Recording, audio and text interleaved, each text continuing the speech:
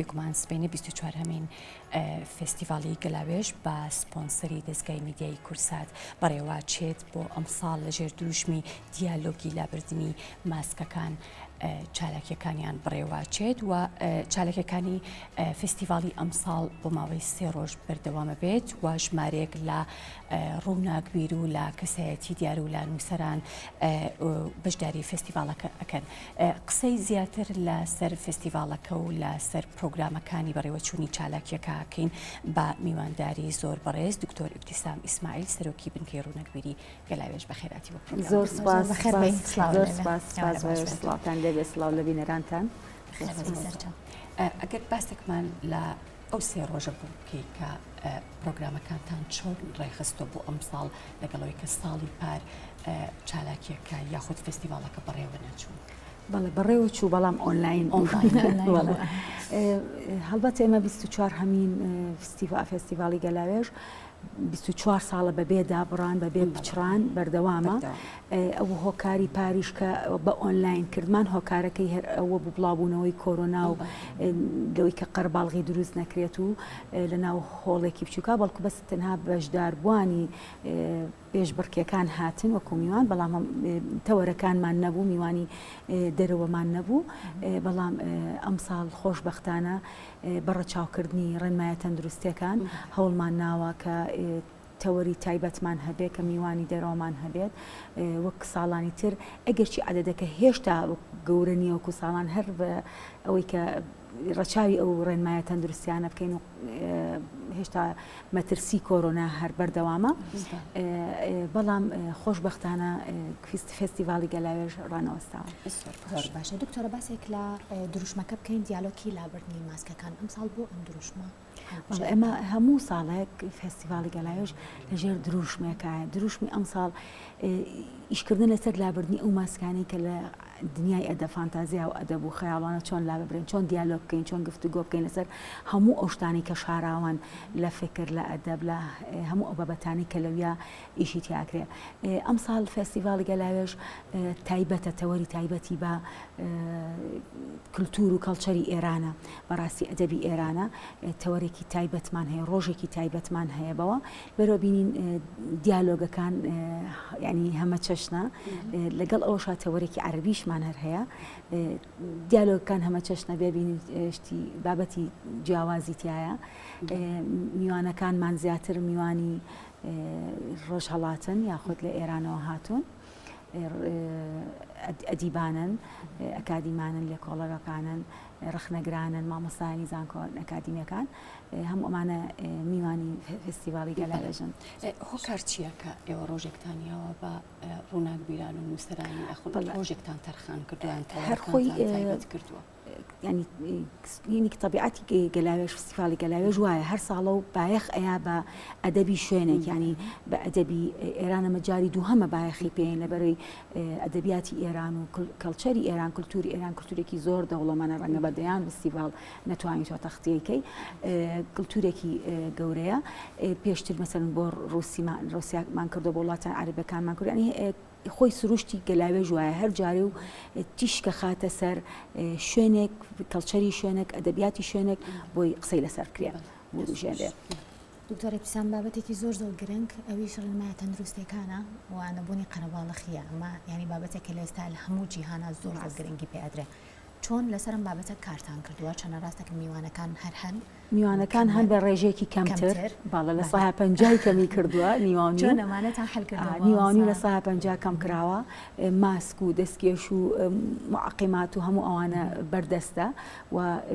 دووری نێوان دانیشتەکانمان پاراستەوە. چکە بێگومانەوەی کە بینەری فستیڤاڵەکە بن لەوانەیە ئەو بابەتانی سەرنجام ڕابکێشە بڵێن ئێستا کۆرۆنا هەیە و بەڵام فستیڤاڵەکانی شار بەرەواچێکەوەتە بەڕێنمایە تەندروستیەکان. سبینێ چالاکیەکە دەستپێکە خود فستیڤاڵەکە دەستپێکە بۆ سبینێ پرۆگرامەکانتان جیاوازی هەیە لەگەڵ دوو ڕۆژەکەی تریان یەکسەر با لێکۆڵینەوە و بەڵێ هەڵبەتە یەکەم ڕۆژ کوچوان افتتاحیەک دەستپێکەکان لە ڕۆژی ساعات دەی بەیانی دەستپێکە وتارمان هەیە ئاهەنگی مۆسیقایتایە ئەم ساڵ میوانداری تیپێکی هونەری لە شاری سنەی خۆشەویستەوە هاتووە تیپی ئاژوان ئەوان ئاهەنگێکیان بۆ ساز کردوین پێشکەشیەکان سبینێ هەروەها خوێندنەوەی شعرمان هەیە شعری عەربی و کوردی و فارسی لایەن شاعرەکانەوە لێ تەقدیمەکرێ پاشان بێجگەلەوەی ینی لە موتار و شعر خوێندنەوە و ئاهەنگی مۆسیقەکە کردنەوەی کتێبخانەمان هەیە چکە مەعرەزێکی کتێبمان هەیە لە دوورە نەشری عەربی و فارسی و ئینگلیزی و کوردی پێک هاتووە زیاد لە 10,000 ناونیشانی تایە کتێبخانێک لە کتێبخانەی گشتیە ئەویش هەر سبەینە ئەکرێتەوانێ باشە دکتۆرە کاتە جیاوازێکی زۆر هەیە لە نێوان ئەم ساڵ و ساڵانی ڕابردووە چیتر ئەم ساڵ لە فستیڤاڵی گەلاوێش ئەبینین کە ساڵانی پێشوونەمان بینی من خۆشبەختانە ئەڵێم ئەوانەی کە ناتوانن ئامادە بن بە ئۆنلاینیش ئارزانی پاربەس ئۆنلاینمان هەبوو ئامادەبوومان نەبوو بەڵام ئەم ساڵم بینەرانی خۆشەویست دەتوانن لە ڕێگەی کەناڵی کورسات کە سپۆنسەری میدیایی ئەکات بە سپاسەوە ئێمە جێی دەستخۆشیە کە کەناڵی کورسات هاوکار و پشتیوانی فستیڤاڵی گەلاوێژە هەروەها لە هەموو لینکەکان و ڕەبتەکانی خۆمان لە سایتی گەلاوێژ و هەموو ناوەندی ڕۆشنگەری چاودێر هەمووی بە ئۆنلاین بە ڕاستە و خۆ پەخشەکرێ ئەتوانن ئەوانی لە ماڵی خۆیان لە ڕێگەی سۆشیال میدیاوە ئەتوانن ینی میوانی بیاخودبینەری فستیڤاڵەکەمان بن ئەوە کاتی خۆش بنەمێ ئاماژە بە شتێک بم ئێمە یەک چالاکی زۆر تایبەتمان هەبوو بەڵام بەداخەوە هەر لەبەر کۆڕۆنا کە نەتوانرا ئامادە بێ ئێمە میوانداری بەڕێز هونەرمەندی گەورەی کورد کە ئێستا لە دەرەوەی وڵاتە هونەرمەندی شێوەکار سیروان بارانمان کردبوو کە یەکێک لە پێشانگەکانی ینی ئیشەکانی بێنێتە ئێرە و پێشانگایەکە بێ لە فستیڤاڵەکە بەڵام بەداخەوە لەبەر کۆڕۆنا هەموو ئەو بابەتانی بەرهەمەکانی کە ئیویست پۆستی کات بینێرە بۆ هیچ ڕێگەیەک نەبوو کە بتوانێت پێش 25 مانگ بگاتە کوردستان شتەکانی کە بەداخەوە ئەوەیە خەسارەتێکی گەورە بوو ئێمە ینی پێمان ناخۆش بوو کە نەگەیشت ینی حەزمانە کرد بەشدار بێ هونەرمەندێکی گەورەی ڕاست بەڵێ بێگومان هیچ بەڕێوە چوونی فستیڤاڵێکی بە تایبەتیش لەم شێوەیە گەورە بەبێ کێشە یاخود بەبێ بوونی گرفت کۆتایی نایەت گرفتەکانی بەردەم 24مین فستیڤاڵی گەلاوێژ چی بوو؟ وڵای گرفتەکان هەموو فستیڤال یەکەمیان کۆرۆنایە دووهەم لەوانێ بڵین لە خۆ دەزانین بارودۆخی دارایی و ئابووری لە هەرێمی کوردستان و لە ناوچەکە و لە جیهانە کاریگەری کردو هەڵبەتە کاریگەری لەسەر فستیڤالیش بەجێ هێڵێەوە چەند ساڵێکیشە کاریگەری بەجێ هێشتووە بەڵام بێ دابڕان و بە هەوڵی بەڕێز کاک مەلا بەختیار توانیمانە دانە بڕین نەپچڕین توانەکانی خاتە گەڕۆی بتوانین فستیڤاڵێک پێشکەش بە شاری سلەیمانی بکەین چونکە بەڕاستی فستیڤاڵی گەلاوێژ بۆتە سۆمبولێک بۆ شاری سلەیمانی وەتە سمبولێک بۆ پایتەختی ڕۆشنبیری وەتە سمبولێک پایەکی گرنگی شاری ئەدەب یعنی ئێمە بیرمان نەچێ یونسکۆکە ینی نازناوی شاری ئەدەبی بەخشی بە سلەیمانی یەکێک لە پێگەکانی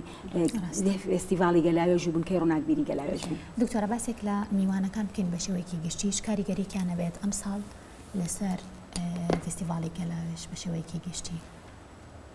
توانین بڵێ نەگەر لەسەر فستیڤاڵی گەلاوێژ لەسەر هەموو ڕەوتی ئەدەبی لەسەر ڕەوتی ڕۆشنبیری ینی هەموو میوانەکانی کە هێن بۆ گەلاوێژ ئەو کەسایەتیانن کە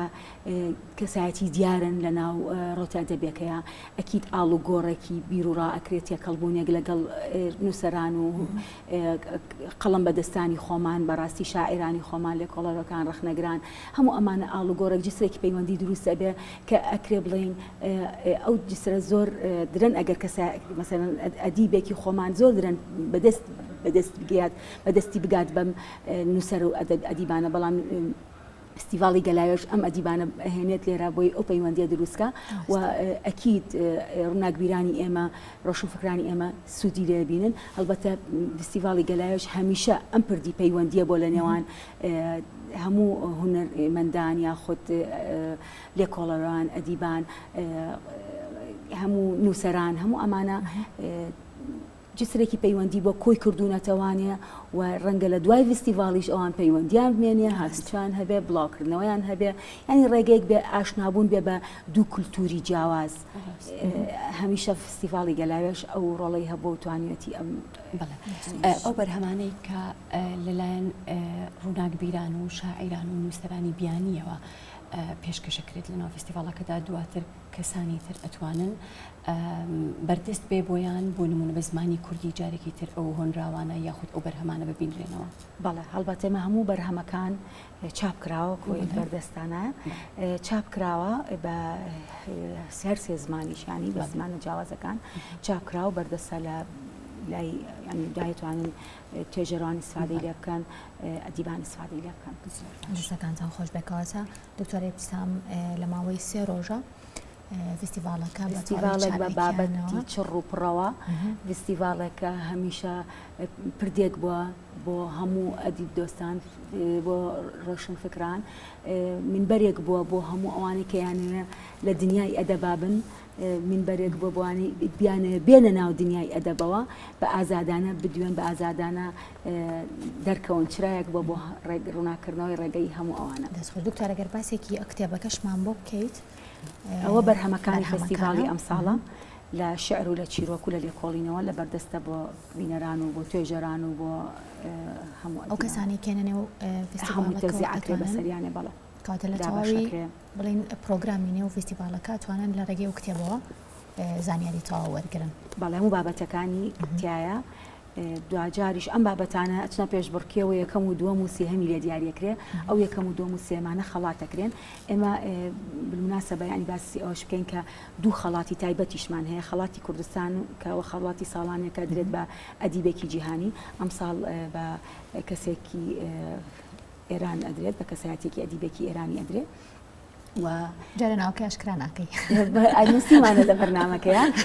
دکتۆر محەممەد ڕەزا ئەسلانیە و خەڵاتی شیر عەبدولخالق معروفیشمان هەیە کە هەموو ساڵێک بە ناوی کەسایەتیەکەوە ئێمە چەند ساڵی پێش و 3 ساڵی پێش بە ناوی مامۆستا فواد مەجید مسری بوو کە ئەخیر شت پار بەخشیمان بە مامۆستا ڕۆف بێگرد ئەم ساڵ ئەدرێتە دکتۆر بەختیار سەجادی لە زانکۆی سنا. گەنجان تا چەند ئامادەیان هەیە لەم فستیڤالە خۆی خۆش جوانەکەی لەوەیە کە زۆربەی قەڵەمەکان منافەساکەن پێشبڕکێکەکەن گەنجانە بەکوتم وەک منبەرێک بۆ خۆی بینە سەکۆیەکی ئازاد دەتوانێت لێرەوە دەرکەوێت ئێمە چەندین قەڵەمی تر و گەنجی ترکە لە فستیڤاڵی گەلاوێژەوە دروست بووە. دەستان خۆش بێ زۆر سپاس بۆ ئامادەبوونی سپاس بۆ ئێوە سپاس بۆ دەستگای میدیای کورسات کە سپانسەری میدیایی بۆ کردوین سپاس بۆ ئێوە.